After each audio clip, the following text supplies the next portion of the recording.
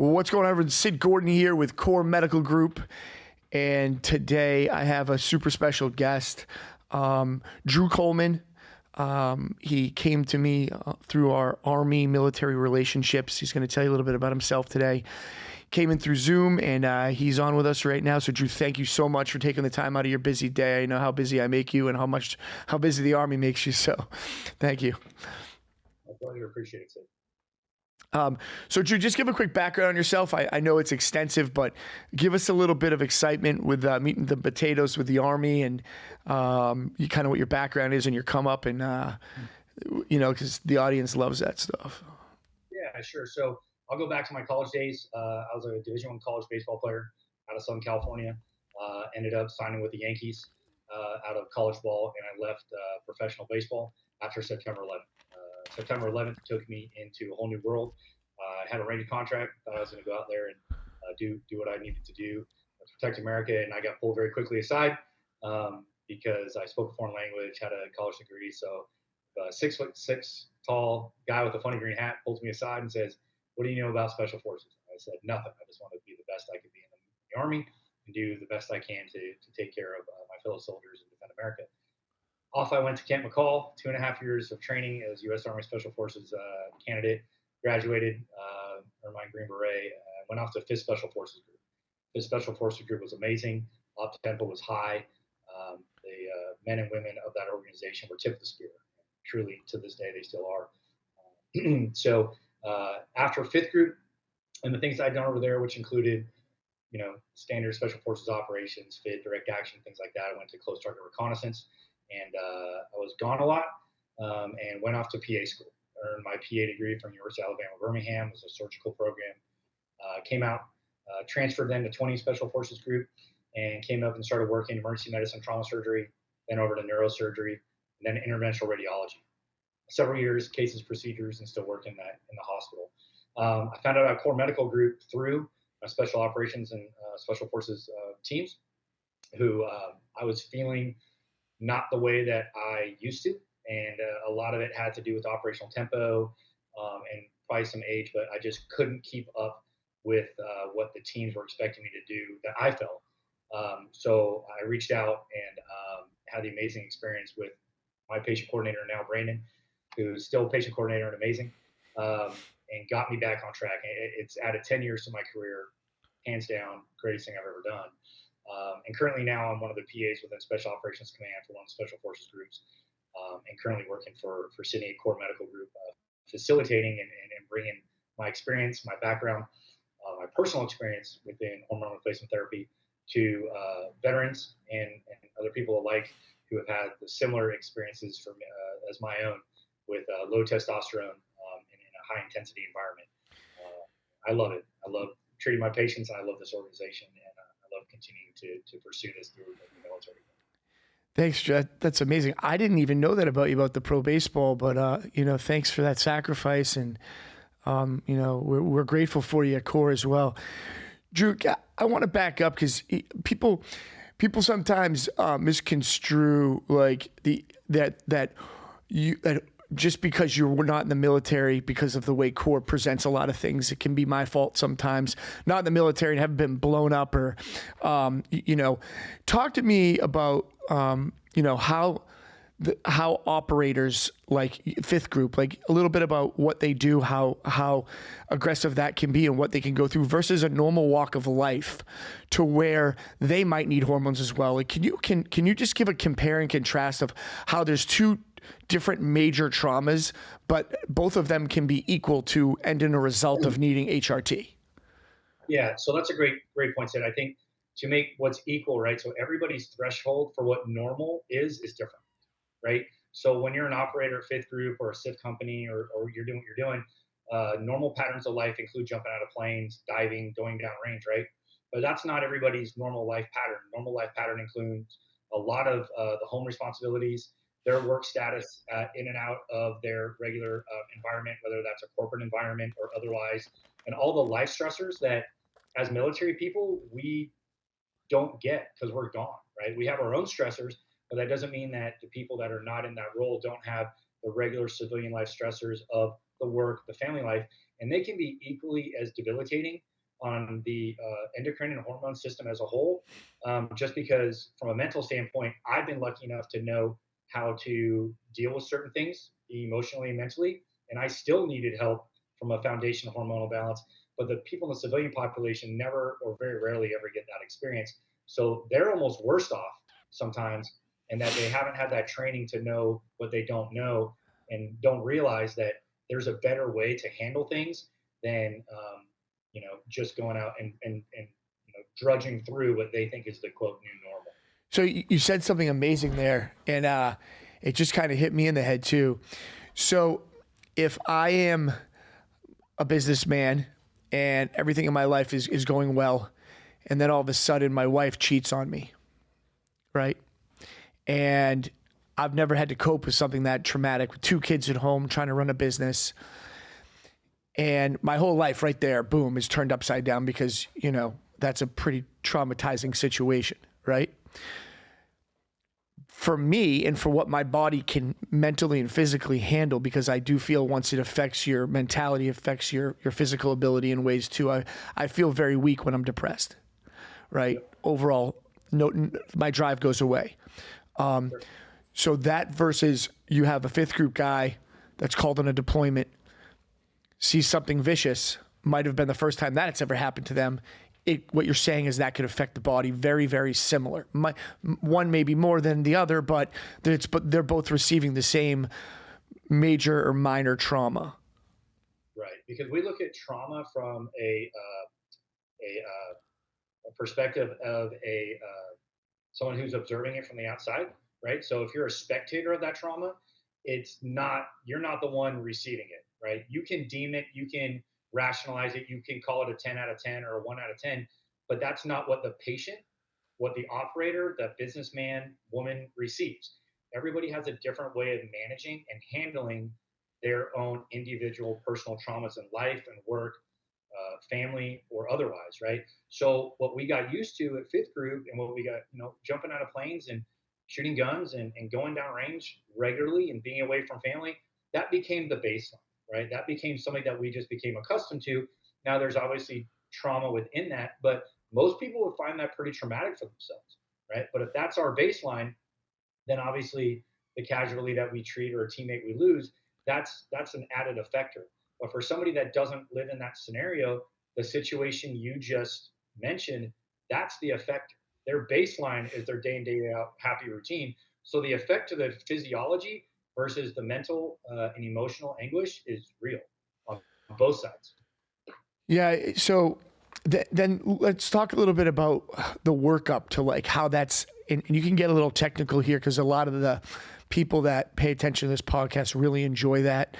I'm not too technical that I don't know what you're talking about, but technical enough, but I know your ability to talk about like what that build up phase looks like. Like how does that slowly eat away at your pituitary function or your overall mental health to be able to, continue to produce normal testosterone, or even females that have been, we're dealing with a lot of females right now through Hunter 7, yeah.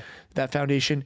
I mean, there's some real amazing women that I've heard stories about that have just gone through the ringer, wrong place, wrong time, or took a major risk. And it's been hard. So can you talk about that like build up phase to like, all right, well, I got this guy at work picking on me all the time. It's consistent, it's a micro trauma, but over a period of time, it wears on you versus, hey, the guy walked up to me at the office and punched me dead in the face. So yeah, those two kind of like how that works inside the body. So I'll give you an example before we get into the actual endocrine hormonal system. If you hear loud gunshots one time intermittently, your hearing's not likely to be affected, right? But if you're a construction worker behind a jackhammer, or if you're on a flight line, that hearing of that loud noise repeatedly is going to wear out the bones and the cochlea and everything that's working for that physical system. On an endocrine system, it's not that dissimilar.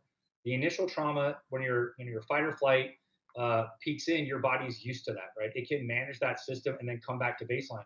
But if that happens either slowly to the point where that becomes a new baseline and a new baseline and a new baseline, the endocrine system is a negative feedback system. Everything else has to come up. If everything else is coming up to manage baseline, the whole system that you used to cruise at 3,000 RPMs is now 5 and is now 7. Now you're in the yellow. Now you're pushing red line at 8, and your body's like, the engine can't just run for that long at that sustainment anymore, and it just starts to just wear out, right? It just doesn't combust and work as well. Hence, the testosterone goes down. Your adrenal glands, take a big hit because a lot of the cortisol from, the stress stimulate comes out of that. So you get adrenal gland DHEA decrease. You get a decrease of appropriate management of the estrogen and testosterone binding from that DHEA. You get your testicles that are used to working on a baseline now have been told that they need to come up and down because the different activation hormones, the luteinizing and follicular stimulating hormones, are being changed based off your total endocrine system because your physiology is changing, which includes your thyroid and your pancreas and all these other things that go in. And it basically just gets up and down on a roller coaster where it just can't produce that top shelf regular all the time. That's if you're that perpetual sustainment of where you're in a perpetually high business environment, very stressed all the time. You may not realize that your body just can't keep up with it. As we get older, things don't reproduce, cellularly or otherwise as well. So things naturally decrease, right? For us, we have a similar thing, but it's peaks and troughs where we're super high operational tempo, we're in a combat environment, and then we come home, where your body naturally can't find its natural homeostasis, so it doesn't know what to do. So sometimes it just goes to the lowest baseline possible or even shuts off. And basically says, I'm going to need a trigger to get back to where I was. I'll give you a case point when I would come home, I needed a trigger to get out of my operational mindset.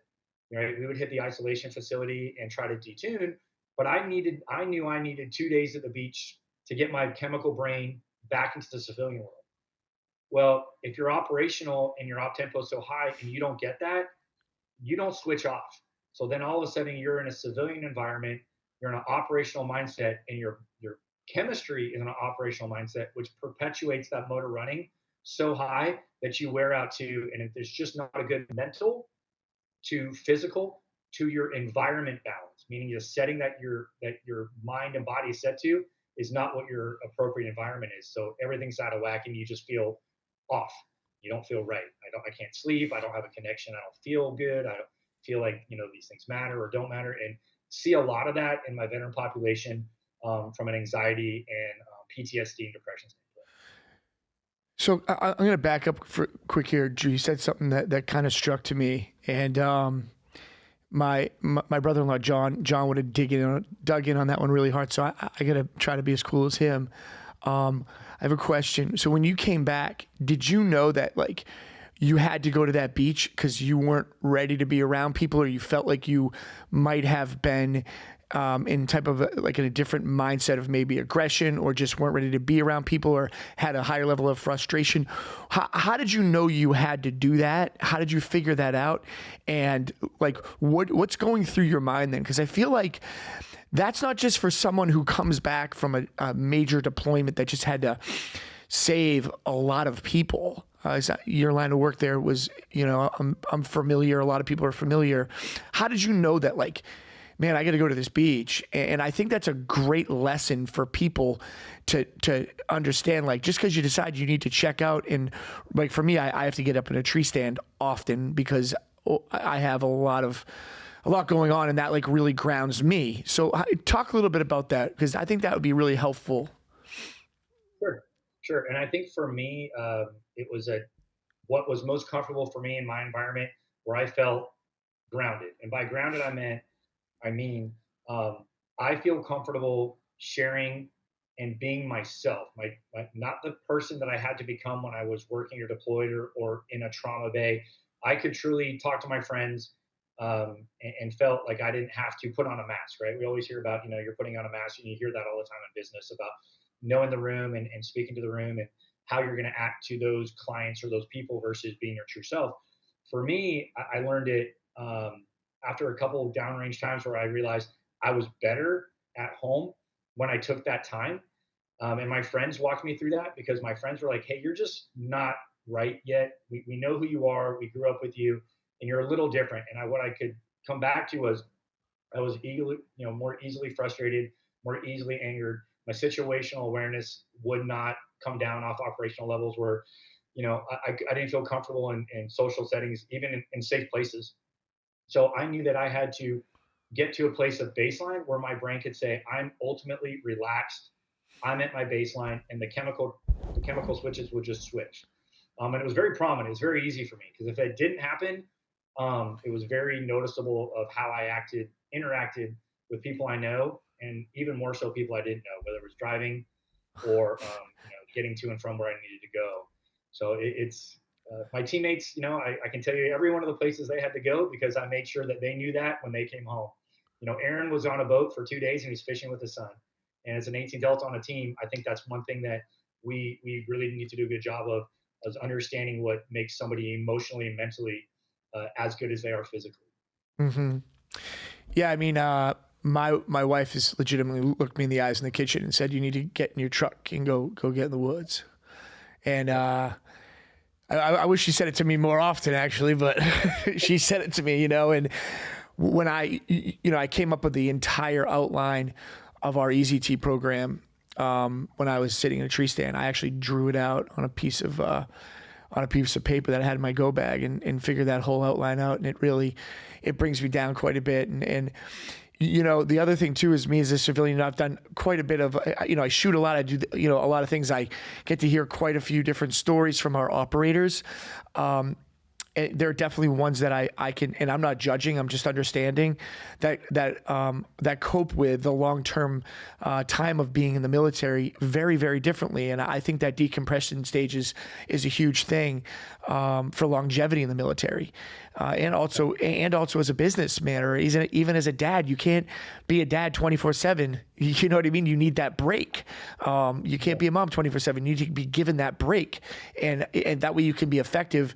The balance of the time and the small time you have off is super important. So thanks for sharing that. It's someone who operated such high levels. I think civilians out there need to understand that.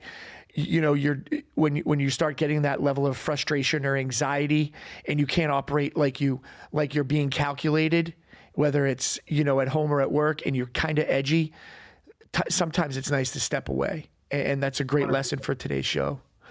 You brought up a great point, Sid. I wanted that on. When you get that tree stand, you came up with a program for ECT because you were grounded, you were emotionally stable, and you were clear. Your mind was not worrying about other things. Your anxiety wasn't up, creating a hormonal response, which makes you more narrow-minded and focused on that problem versus the general life issues that you want to deal with. So that's a great point, and that's how I felt. Like I knew I could manage my life better and deal with problems better because I was more clear after that situation. And that's a great point of getting the tree stand and finding that with EZT. That's a key point, I think. And the flip side of that is when you are like grounded and you're focused and you have that energy, that comfort. Like your hormones are not being like banged against the wall. Then it's when you get out of that tree stand or off that beach, and life comes at you that it happens. And obviously, I'm going to be on testosterone for the rest of my life. I've been on it for like 16, 18 years now.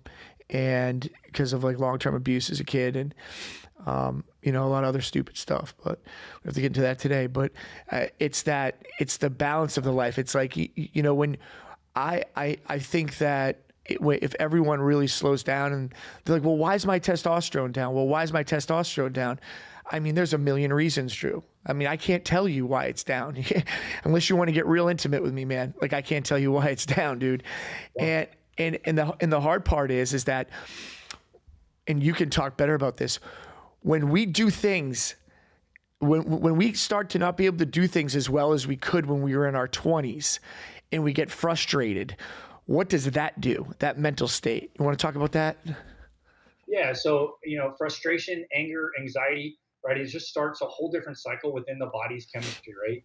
So everything from a physiological response, when you start activating your fight or flight and cortisol starts getting activated, you're no longer starting to use, your frontal cortex, and you're not starting to use your artisan brain to identify, dissect and solve problems. You get very reptilian really fast, right? You get very much, I need to get rid of this problem or I need to run away from it, right? And for us, in our background, Sid, means I'm probably going to shoot it or put my hand through it, right?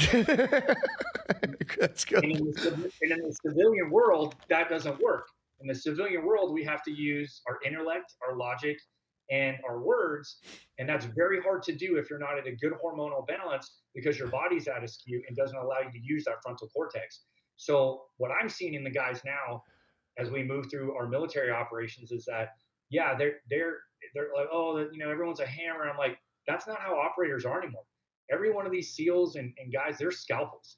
They have to PID. They are not going in there and raking rooms. They are precision instruments that have to be just as cerebral and logical as they do aggressive and physically sound.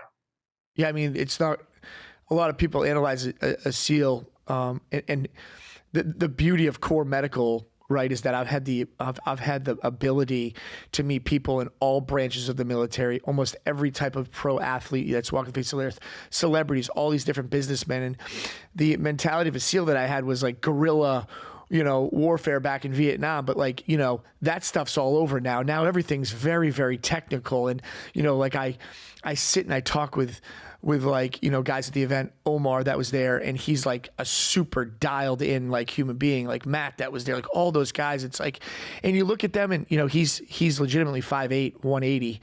But just the most calculated human. And I think mental capability now is in my opinion, HRT, hormone replacement therapy, not testosterone abuse. HRT helps more with mental cognizance than anything else over and above muscle structure, visceral fat, sex drive. I think cognizance is my number one winner from being on HRT. 100%. And it was the same for me because we're creating a hormonal foundation where the anxiety, the stress, and the worries about me not meeting said goal are no longer there, right? I feel strong at my core and hormonally where I can take on those things now, where that mental clarity now comes from the ability to be freed up from the reptilian brain taking over, right? And you're right, like guys downrange right now, it's a geopolitical situation. Anytime we're in an area of operation as SF medic, there's a reason why they teach us other languages, right? I'm shaking hands with kings, and sitting in embassies. I'm making diplomatic decisions downrange. That's not something you're going to put in the hands of a gorilla. We all have to have a mental aptitude to understand the mission as a whole and move it forward without creating an international incident because the whole world's a powder keg right now anyway. Right? Yeah, it sure is. So yeah, and you're right. Like the mental clarity for me, it's been invaluable. Just treating patients, I feel so much better and more adept about understanding them. So I talk about this sometimes, man.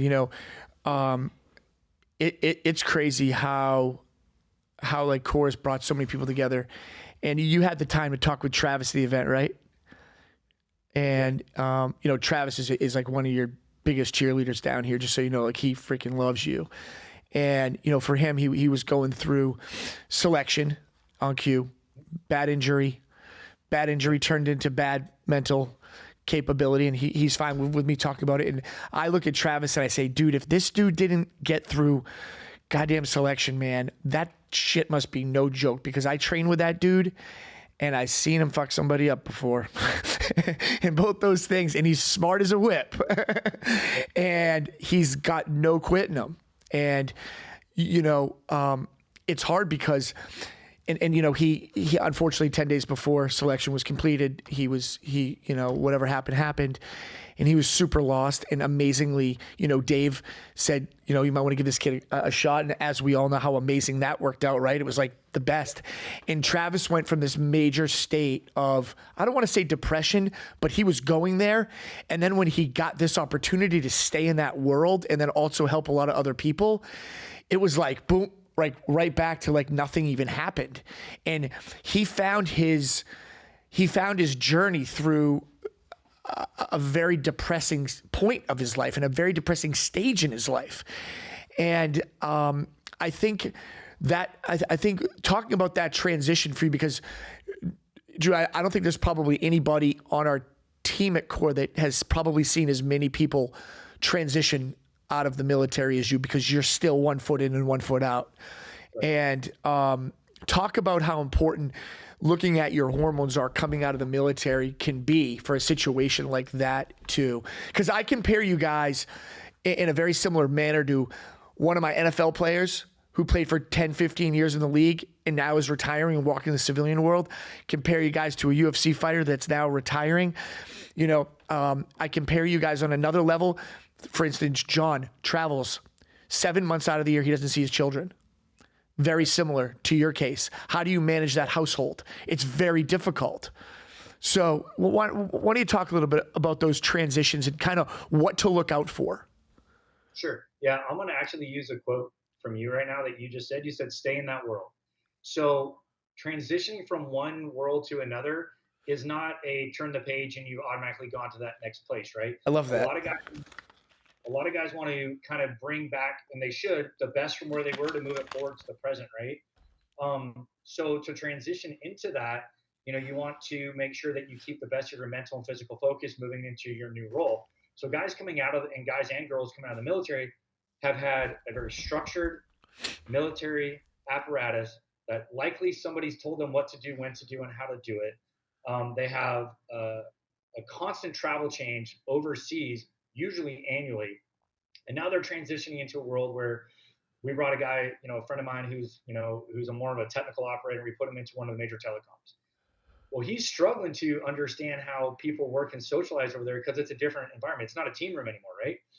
So your chemistry, just like you go downrange to become that person, and the way you come back to yourself, your brain chemistry based off your hormonal balance will likely change to meet the personality you need to have to fit in. Well, what's nice about where I'm at and what I've been explain that a little bit more. Just a little bit. So like the best way to be a chameleon, right? Like people are going to want to be successful and sit in a room and can play well with others, especially if you're looking at a major organization like a major telecom group, right? No one likes the outside. Got it. So you're likely going to mask up and not be yourself. Well, that puts a big hurt on your true physical and emotional well-being because that doesn't get to be expressed. And physiologically, you have a lot of energy and time putting into something you're not. So your hormonal balance is out of whack.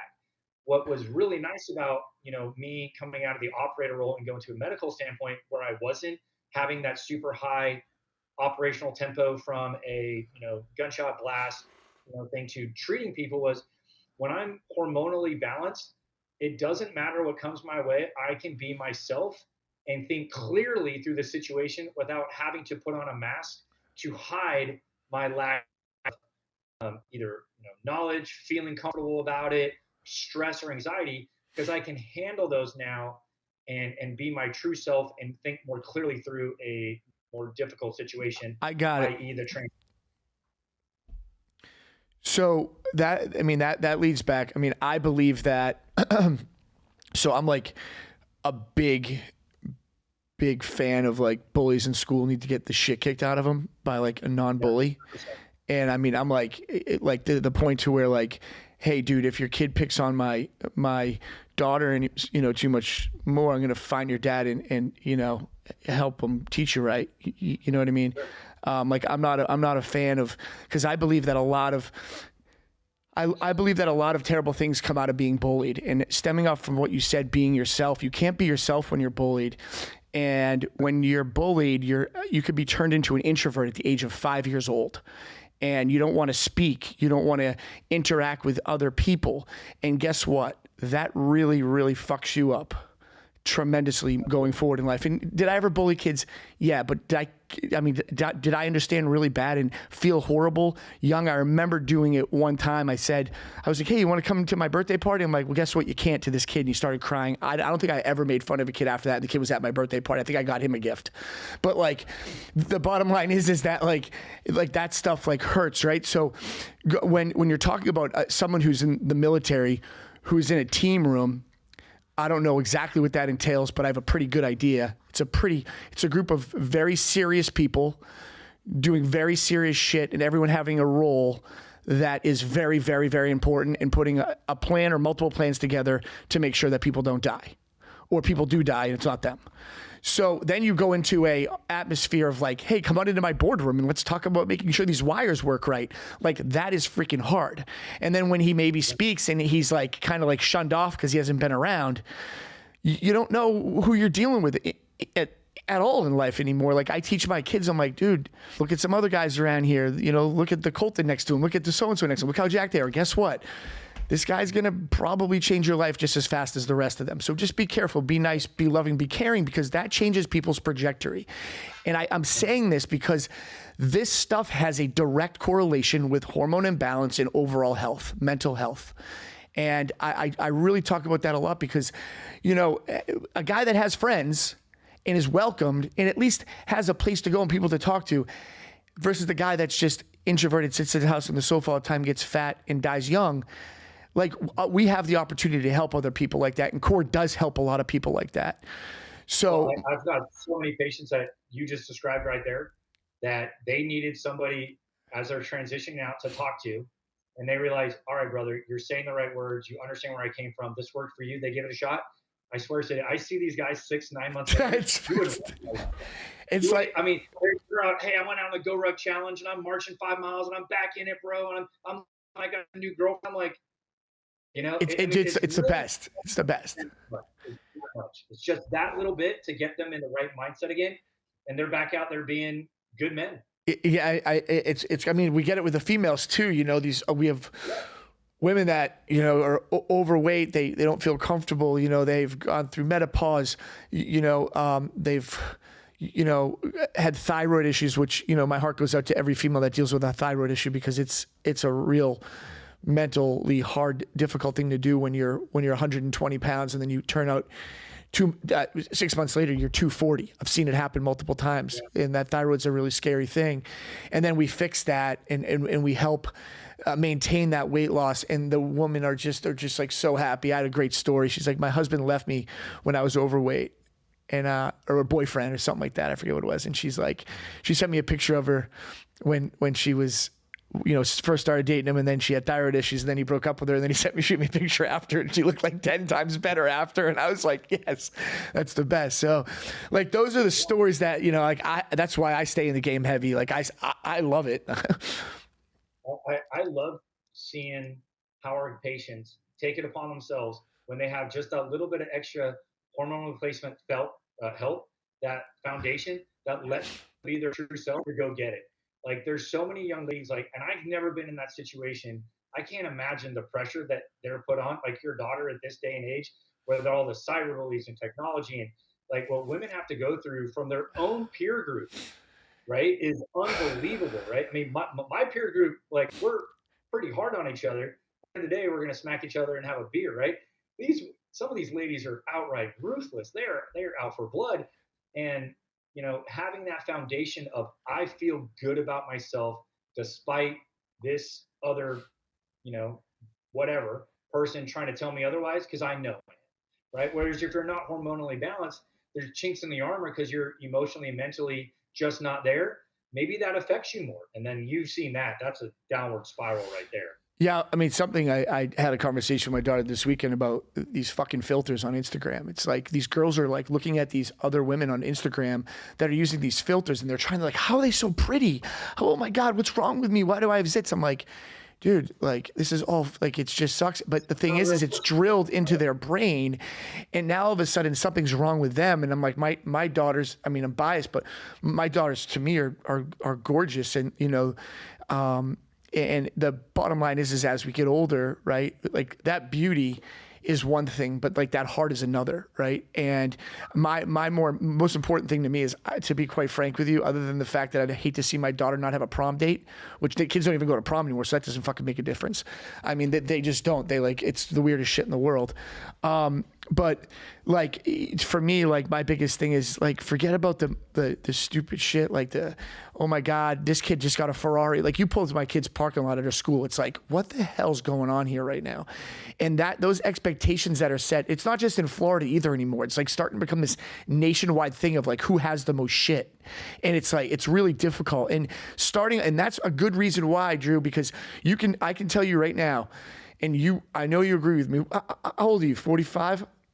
43? Yeah, 45. Okay, so we're about the same age. Our moms and dads did not have hormonal issues like they are, like people do today. They don't, because that original pressure of trauma did not start in the masses at the age of fucking 5 years old. And I think that there's a good point in there. And on top of that, some of the foods and stuff, which you can get into as well. Why don't you touch on that picture a little bit? Then I want to talk about the event, and we'll go from there. Yeah, I mean, you start thinking like just the way that society's going right now, and whether you're talking about the bullying or the cyber, the cyber connectivity to, extra traumatic resources, right?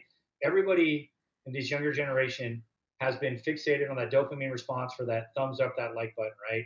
And it truly affects them emotionally, which then affects their pituitary gland and their cerebral chemistry, right?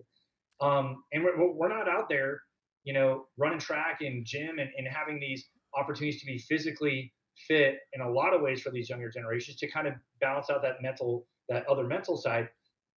And then you combine that with what these kids now think is an appropriate diet, where it's I'm going to eat nothing but dirt and a leaf over there, and I feel somehow I'm going to get some type of nutritional value that's going to make my body foundationally strong. And like, it's just a different chemistry and foundation. And I know, like you and I, like if we had to go out to the woods, we're going to be okay, right? But I'm going all red meat, like pretty much starting next week. And you see some of these younger kids, and the kids that I put through SFRE, Special Force Recruitment Evaluation, I'm like, buddy, that rucksack can snap your back in half. Like I'm gonna need you to get a little stronger here. And it's just not them physically, but emotionally, what they've been exposed to. They've been worn down. They've been broken down by their nutrition, their nutritional system, what they told is normal. And then when you see what they use as the example you gave your daughter, what their baseline normal is not normal human population. It's what they see on said phone, which is creating an expectation level, which is producing anxiety and guilt, which drives down any sense of normal self-esteem, which just screws your hormones right from the get-go. And go far and away at 30 years old. I got patients who got a testosterone of 50 when they're 30. I'm like, what have you gone through, brother? And it's just a different culture. We're seeing it, and I'm so glad for the opportunity to at least address it and make people better. So, yeah, it's I'll tell some parents out there, if you guys want my 2 cents on a few things. The amount every 5 years that goes by, we get tremendously busier and busier, and the patients get younger and younger and younger, and we try aggressively to stimulate them through natural production. We do more protocols that do not involve a controlled substance, testosterone, to try to stimulate everyone basically under the age of 35 that has a chance.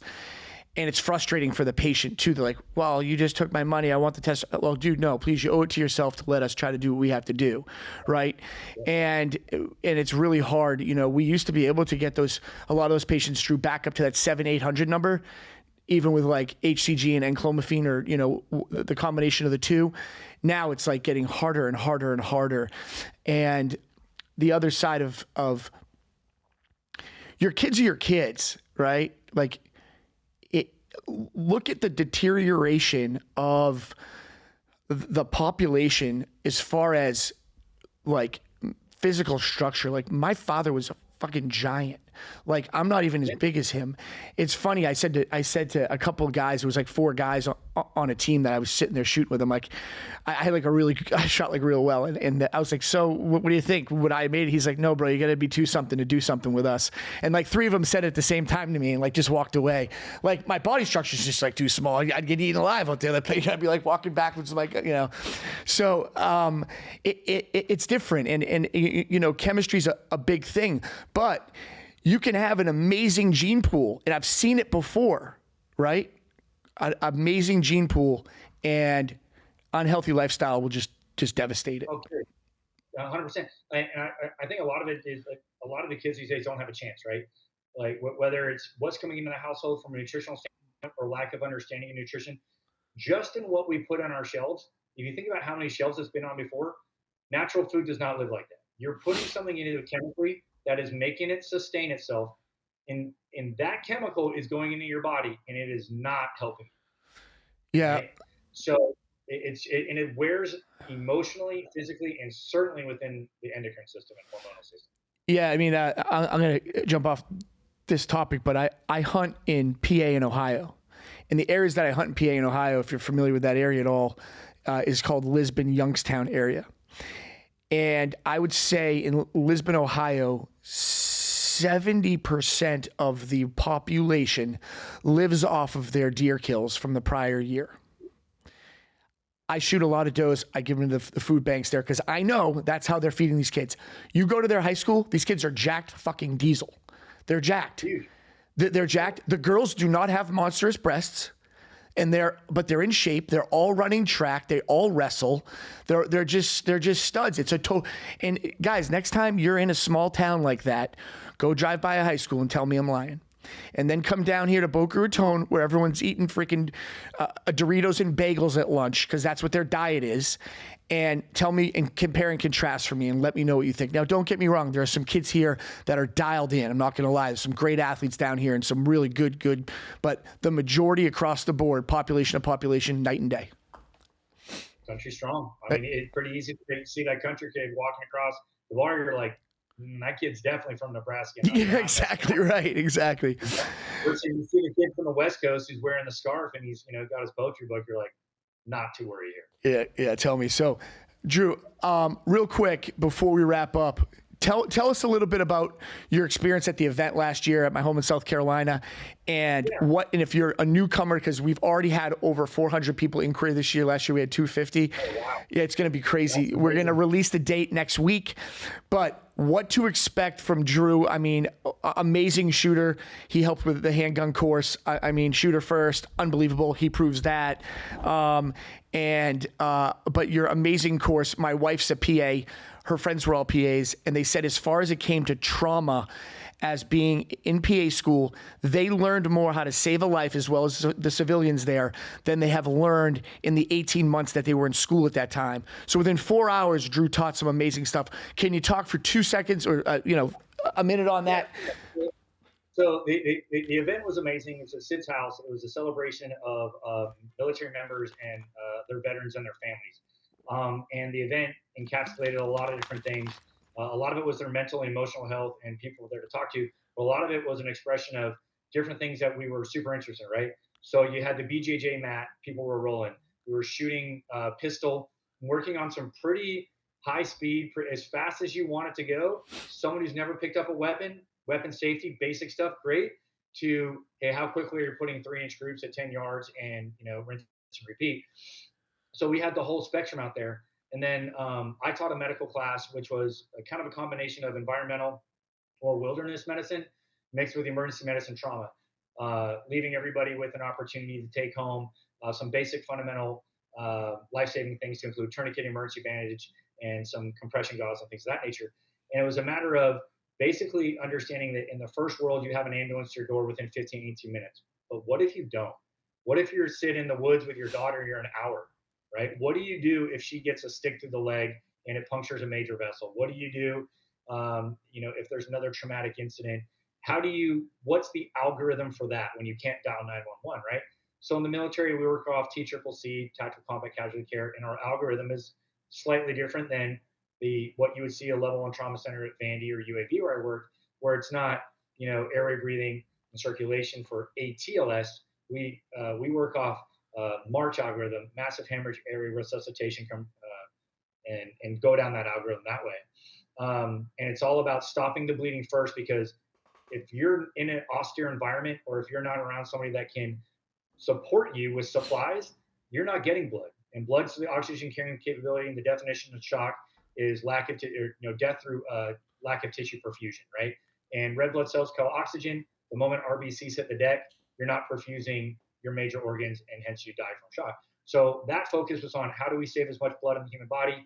How do I identify what the next silent killers are, tension pneumothorax, and all these things down the algorithm. But we went into a pretty in-depth, very functional trauma scenario for any child, mom, dad who had to take care of themselves or anyone on a highway, or God forbid in a school, to save lives. And it was a valuable class for me personally, because I love teaching people who have that, oh my gosh, this is really not hard to do. This is Roman medicine. I can do this. Well, I mean, you taught it amazingly too. I mean, I was on the archery range. We had an archery shoot, a skeet shoot during that period of time, but I will not be having that at the same time because I want to take that course. But I heard it was just amazing, and your teaching abilities are amazing. And I just wanted to say thank you very much, Drew. Like, you've been inspiring. You've gone way above and beyond. It's been, the same experience I've had with your coworkers, always all hands on deck. What do you need? What can I do? How can I help? What needs to get moved? And I really appreciate that from you, Drew. So thank you so much, and I look forward to spending many more years with you, brother. Appreciate you. Sid, thanks so much, brother. And I'm so happy to be here. It's been a great opportunity. Look forward to driving the team forward as best I can and serving our patients to the best of my ability. Thank you so much.